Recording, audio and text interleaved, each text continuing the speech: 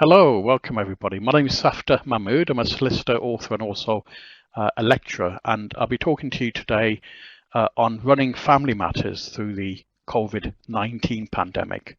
And this is through Lips Legal, and this is part one of a 2-hour session. Now, the contents of this part one are 4 key areas that I intend to go through with you. First and foremost, given the social distancing restrictions that we've all got placed upon us across England and Wales in particular, this is clearly having major impact when it comes to maintaining contact between children and separated parents, particularly when it comes to child arrangements orders.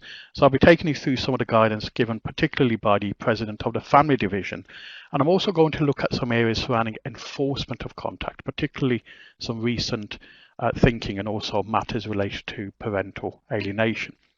Now, linked with this area, there's also matters relating to public funding, and therefore we need to know about what the current changes are and what's due to come into place, particularly addressing the difficulties with face-to-face discussions and meetings with the current pandemic. So I look at some of the guidance and also some of the civil legal aid amendment regs.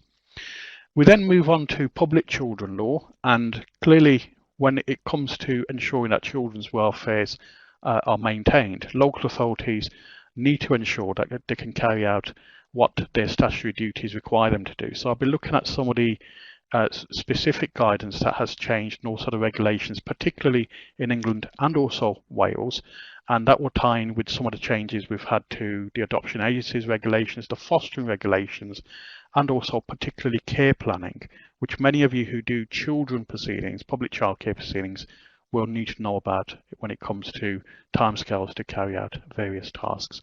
So you can see a number of key elements, particularly relating to children proceedings, that we'll be looking at today.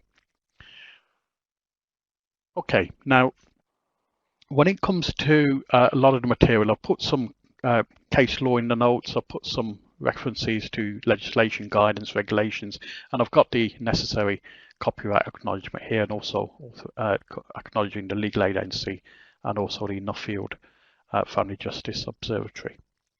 Let me then start with the first area that I wanted to explore today, and that is that which relates to contact and particularly separated parents. Now, these are the 3 elements particularly I'll be looking at with you today.